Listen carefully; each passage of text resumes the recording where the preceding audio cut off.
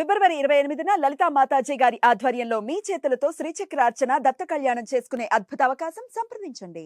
నమస్తే, welcome to Suman TV. నేను పద్మిని. ప్రస్తుతంతో పాటు ప్రముఖ ఆధ్యాత్మికవేత్త, శ్రీ విద్య ఉపాసకులు, శ్రీ లక్ష్మీ గణపతి ఆలయం నిర్వాహకులు, స్వర్ణ దేవాలయం నిర్మాణ సంకల్పకర్త శ్రీమాన్ తేరాల సుబ్రహ్మణ్య శాస్త్రి గారు మనతో పాటు ఉన్నారు. మాట్లాడదామా? నమస్కారం అండి. నమస్తే తల్లి. ఎలా ఉన్నారండి? బాగున్నానమ్మా. సుబ్రహ్మణ్యం గారు, ఈ రోజు ఏమేం మాట్లాడాలి అనే టాపిక్స్ బోల్డ్ అని ఇచ్చారు. నేను రాసుకున్నాను కూడా. అందులో చాలా విశేషంగా అనిపించింది దేశభక్తి. దేశభక్తికి ఆధ్యాత్మికతకి ఏమిటి సంబంధం? దాంట్లో మీరు రాశారు ఆధ్యాత్మిక కోణం ఉంటుంది అని. ఇది ఫస్ట్ టైం నేను ఇట్లాంటి ఒక వీడియో చేయడం. ఫస్ట్ టైం అంటే ఆధ్యాత్మికవేత్తతో దేశభక్తి గురించి మాట్లాడు. ఏం చెప్పాలనుకుంటున్నారు? దేశభక్తి అంటే శ్రీమాత్రే నమః.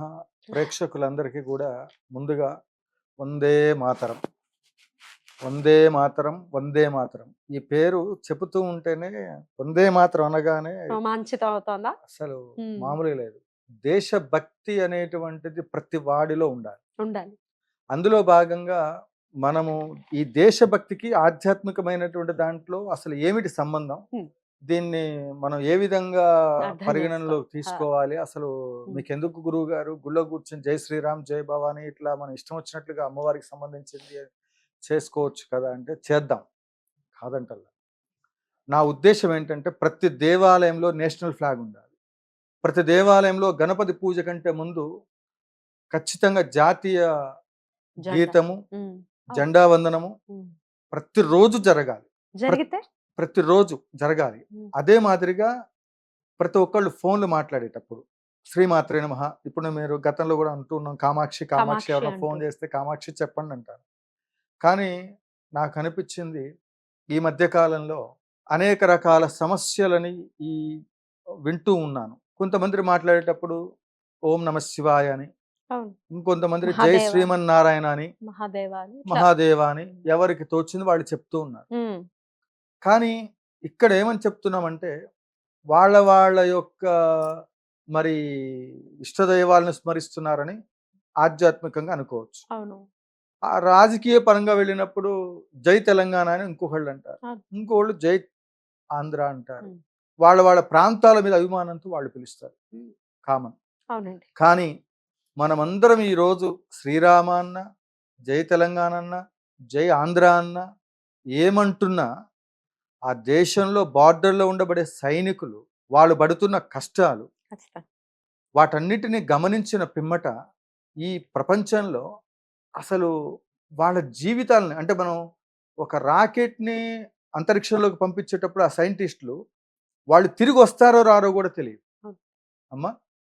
ఈ దేవాలయాలు ఆధ్యాత్మిక వ్యవస్థల పేరుతో, రాజకీయాల పేరుతో మనలో మనం కొట్టుకొని తన్నుకొని నాది గొప్ప నాది గొప్ప నాది గొప్ప అని శివరాత్రి రోజున బ్రహ్మ విష్ణు మహేశ్వరులు నేను గొప్ప అని ఆ విష్ణుమూర్తి బ్రహ్మ ఇద్దరు గనక వాళ్ళిద్దరు వాదోపవాదనలు పెట్టుకున్నట్లు, అసలంటూ శివుడు పక్క నుండి గమనిస్తున్నట్లు ఈ బార్డర్ చుట్టూ ఉండబడే సైనికులు, మన ప్రభుత్వము, మన భారతదేశపు సంస్కృతి సాంప్రదాయము, భరతవర్షే భరతఖండే మేరోర్ దక్షిణ దిగ్భాగే శ్రీశైలస్య ఈశాన్య ప్రదేశే కృష్ణా గోదావరియోర్ మధ్యప్రదేశే అని చెబుతూ ఈ సనాతన ధర్మంలో భారతదేశం అని చెబుతున్నటువంటి ఈ దేశ పేరును కూడా మనం వర్ణించగలిగేటువంటి ఒక స్థితిలో ఉన్నప్పుడు ఆధ్యాత్మికమైన వ్యవస్థలో ఎప్పటి నుంచో సంకల్పంలోనే నేను పలానా భారతదేశంలో వాడిని, శ్రీశైలము నాభిస్థానము, నేను శ్రీశైలానికి ఈశాన్య భాగంలో సత్తుపల్లి ఊళ్ళో శ్రీశైల ఈశాన్య ప్రదేశే కృష్ణకి గోదావరికి మధ్యలో ఉన్నాను, ఇది నా అడ్రస్ మొత్తం చెప్తూ భగవంతుడికి పూజ చేస్తున్నాం.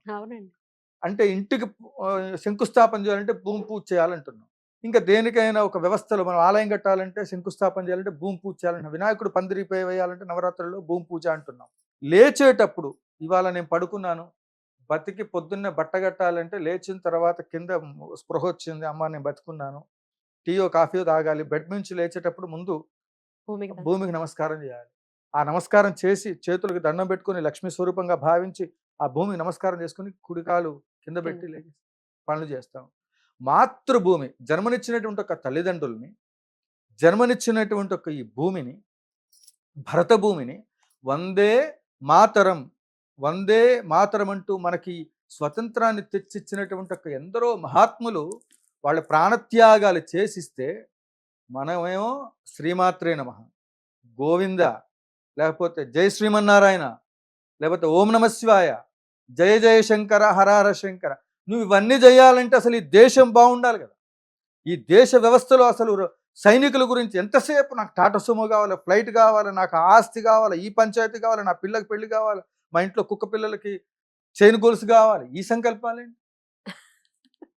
రైట్. సైనికుల కోసం, దేశ క్షేమం కోసం, ఈ ఈ ప్రపంచాన్ని పరిపాలించేటువంటి ఒక ప్రజలకు సరైనటువంటి ఒక పరిపాలన అందించాలంటే అసలు అసెంబ్లీలో కానీ లేకపోతే ఇంకా దేంట్లోనైనప్పటికీ కూడా అధ్యక్ష అంటే గొంగూర తీసవతల పారండి. వందే మాతరం అనే అధ్యక్ష తీసేయండి. శ్రీమాత్ర అనే ప్లేస్లో అధ్యక్ష అని లేదు. సుమన్ టీవీ ద్వారా ఇది ప్రతి ఒక్కళ్ళు ఎవరు ఫోన్లు చేసినా వందే మాతరం. మీరు అలా అలవాటు పడండి. వందే మాతరం అంటున్నాం, అక్కడ మాత అని వస్తుంది, మాతరం వందే అంటున్నాం అంటే ఆ మాత ఎవరు? ఈ యొక్క భారతదేశం మొత్తం, ఈ భూమి, నువ్వు ఏదైతే ఆసేతు హిమాచలం వరకు ఉండబడి ఈ ప్రకృతి మొత్తానికి నువ్వు పూజ చేస్తున్నావు. నువ్వు పూజ చేస్తే రాముడికో, కృష్ణుడికో, నారాయణుడికో, జయ శ్రీమన్నారాయణ అంటే ఒక గురువుకు వర్తిస్తుందేమో. అతల వితల సుతల రసాతల భూలోక బూర్లోక స్వర్ణలోకాలు అన్ని లోకాలకి చేసి ఎన్నో ముక్కోటి మంది దేవతలకు పూజ చేస్తే వచ్చే ఫలితం వందే మాతరం అంటే మీకు వస్తుంది. భారత భూమి యొక్క వర్ణన, ఆ దేశభక్తి లేకపోతే ఏంటయ్యా దేశభక్తి వల్ల నీకేమొస్తుంది పంతులు గారు, నీకు అవసరమా ఇదంతా అంటే ఈ దేశభక్తి వల్ల వాళ్ళు సైనికులందరూ జెండా వందనం చేసేటప్పుడు ఆ చేసే విధానం, ఆ పోలీస్ డ్రెస్, ఆ వ్యవస్థ అంటే నాకు భలే ఇంట్రెస్ట్ అమ్మా, మామూలు కాదు. అర్థమవుతుంది మీ మాటల్లో. ఎందుకు అంటే వాళ్ళు ఆ సెల్యూట్ చేసేటప్పుడు వాళ్ళని చూస్తుంటే ఎంత దేశభక్తి ఉంటే, ఎంత గౌరవం ఉంటే. ఇట్లాంటి పుటక పుట్టారంటే వాళ్ళు ఆ సైనికుల్ని పుట్టించినటువంటి ఒక వాళ్ళు సేవ చేస్తున్నటువంటి వాళ్ళకి, ఆ పాలకులకి, వాళ్ళందరికీ కూడా ముక్కోటి మంది దేవతల ఆశీస్సులతో సైనికులు, దేశము అందరూ క్షేమంగా ఉండాలి. ఎందుకు దీనివల్ల ఏం జరుగుతుందంటే, ఒక ఇంటికి యజమాని, సుబ్రహ్మణ్య శాస్త్రి ఇంటికి యజమాని, మేము నలుగురం మా కుటుంబ సభ్యులు ఉన్నాం. నాకేమనిపిస్తుంది అంటే నా కుటుంబానికి నేను పెద్ద కాబట్టి నాకు స్వార్థం ఉంటుంది. ఈ దేశం నాది, అందులో నాది అనుకుని దేశభక్తి పెరిగితే ఈ ప్రపంచంలో ఇప్పుడు మా ఇంట్లో పిల్లలు, మా అమ్మ నాన్న, మా కుటుంబం అంతా నా వాళ్ళని నేను ఎట్లా అనుకుంటున్నాను, నువ్వు ఇది దాటి బయటకు వచ్చి దేశభక్తిలోకి వస్తే ఈ దేశం నాది అనుకున్నప్పుడు నీ ఇంటి ఎదురు ఉన్నటువంటి వాడు నావాడు అనిపిస్తాడు, నీ ఇంటి వెనకాతలు ఉన్నటువంటి వాడు నావాడు అనిపిస్తాడు, బజార్లో కనపడ్డటువంటి వాడు వీడు నావాడు అనిపిస్తుంది. తారతమ్యం ఉండదు. అయ్యప్ప దీక్ష తీసుకున్నప్పుడు స్వామి శరణం, అయ్యప్ప శరణం, వీడు దీక్ష తీసుకున్నటువంటి వాడు బ్లాక్ డ్రెస్ చూడగానే వాడు ఎమ్మంటే ఇట్లా అంటాడు. ఒకప్పుడు అనేవాడు, ఇప్పుడు అంటలేదు. 170 వెళ్తున్నారు వ్యవస్థ. ఈ ప్రపంచం మారాలంటే ఆధ్యాత్మిక వ్యవస్థ మొత్తం కూడా జీరో అంటే ఆ స్థాయిలో నుంచి అక్కడే ఉండిపోతున్నాం. మనం ఏం సాధించాం? ఒక ఛత్రపతి మహారాజు ఇంకొక చరిత్రలు మనం తిరిగి రాసేసి చరిత్రలో ఫలానా వాళ్ళు ఈ దేశం కోసం కష్టపడ్డారు, ఈ దేశం కోసం రక్షింపబడడానికి, మనందరినీ కూడా రక్షింప చేయడానికి వాళ్ళ స్థాయిలో ప్రాణత్యాగం చేశారు, ఈ రాష్ట్రాలు రావడానికి ప్రాణత్యాగం చేశారు. మనం ఈ రోజు కూర్చొని ఏసీలో కూర్చొని మాట్లాడగలుగుతున్నాం, వాళ్ళకి భోజనం చేయగలుగుతున్నాం. కానీ వాళ్ళ పరిస్థితులు ఏంటి అనే దాంట్లో ఒక్కళ్ళైనా ఆలోచన చేస్తే మనం అందరం వందే మాతరం అంటే మనకేం జరుగుతుందో తెలుసా? ఒక వెంకటేశ్వర స్వామికి ఇంకొక దేవాలయానికి, ఇంకో దేవాలయానికి విరాళాలు ఇచ్చి ఆ దేవుడికి పూజ చేస్తే ఆ కనపడని దేవుడు తృప్తి చెందుతాడో లేదో నాకు తెలియదు. కానీ వందే మాతరం అనే నినాదాన్ని ప్రతి ఒక్కళ్ళు తీసుకొస్తే ఆ బార్డర్లో ఉండబడే సైనికులు, అరే మనం ఒక్కళ్ళమే దేశభక్తి కోసం వచ్చానరా, మనం పిచ్చోళ్ళమా? కానీ దేశక్షేమం కోసం మనం కష్టపడుతున్నాం, దేశభక్తి ఈ రకంగా ఉందిరా అని వాళ్ళకి ఇచ్చే ఎనర్జీ ఎంత బాగుంటుందమ్మా. ప్రతి ఒక్కళ్ళు వందే మాతరం అని చెబుతూ మీ ఆ వాట్సాప్లో శాతబళ్ళు, ముల్లంగి, దిక్కుమాలిన పూజలన్నీ చేస్తారు. వాట్సాప్ స్టేటస్లో కానీ ఎలాంటి మీ ఫోటోలు పెట్టుకోకండి. నేషనల్ ఫ్లాగ్ పెట్టుకోండి. ఎప్పుడు ఫోటోలు ప్రత్యక్షంగా పెట్టకూడదు. ఆ ఫోటోల ద్వారానే ప్రయోగాలు చేస్తారు, వశీకరణలు చేస్తారు. ఫోటో ద్వారా జరుగుతుంది. మనమందరం కలిసి ఆ దేశ క్షేమం కోసం ఉన్న దాంట్లో దేశభక్తి పెరిగితే ఏమవుతుంది?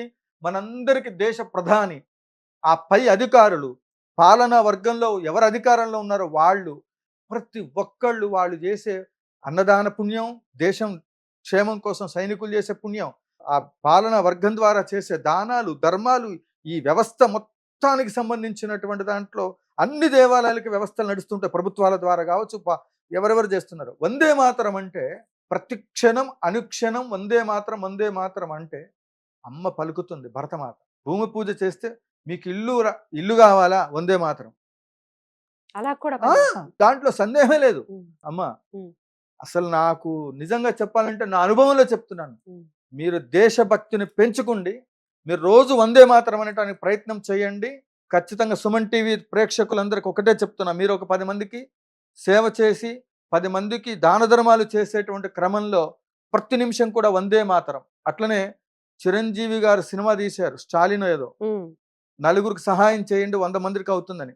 నాకు చిరంజీవి గారు స్ఫూర్తి, నిర్మోహమాటంగా చెప్తున్నాను.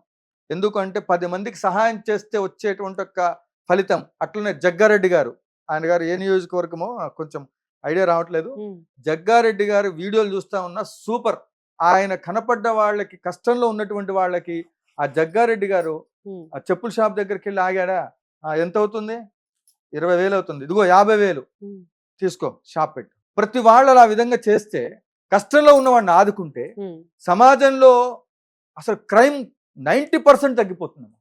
మనలోనే మార్పు రావాలి. రావాలి. ప్రతి అది individual రావాలి లోనూ అంటే మారాలి. ఉమ్. మీరు నేను గొప్పని, నేను ఒక స్వామీజీని, నేను ఒక గొప్పని ఇంకొకడు కాదు, దేశభక్తిని పెంచండి. జయ జయ శంకర హరహర శంకర వందే మాతరం. అద్భుతం. చాలా ఎమోషనల్ అయిపోయారు.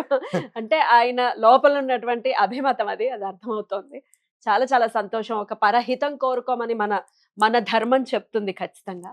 ఇది వాళ్ళ అంటే అన్నదాతల గురించి కానీ, లేకపోతే సైనికుల్ని కానీ ఖచ్చితంగా వాళ్ళు సురక్షితంగా ఉండాలి, వాళ్ళు సంతోషంగా ఉండాలి, అవును. మనం బాగుండాలి. మన అంటే దేశం బాగుండాలి, ఖచ్చితంగా యావత్ సృష్టి బాగుండాలి, బాగుండాలి. అన్ని బాగుండాలమ్మా. ఆ. వాళ్ళ దేశ సైనికులు ఒక్కొక్కళ్ళ జన్మనిచ్చి వాళ్ళ బిడ్డలు తిరిగి వస్తారో రారో తెలియక పంపిస్తే అంత త్యాగం, వాళ్ళని ఉమ్. ఎంత పొగిడితే, ఏం చేస్తే మనం చేస్తే ఇది తీరుతుంది. వాళ్ళ రుణం తీర్చుకోగలం. అట్లీస్ట్ కోరుకుందాం బాగుండాలి. వందే మాత్రం అంటే చాలు. ఆ. మనం కనీసం వాళ్ళకి ఈ దేశంలో ఇప్పుడు నేను శ్రీమన్నారాయణ అంట, ఇంకోటి హరిహర శంకర అంటారు, ఇంకోళ్ళు అంటారు. అదే వందే మాత్రం అంటే మన భారతీయులం ఖచ్చితంగా అనాలి. ఖచ్చితంగా వందే మాతరం. వందే మాత్రం అందరూ చేయండి అమ్మా ప్లీజ్. తప్పకుండా. నమస్కారం అండి. నమస్తే.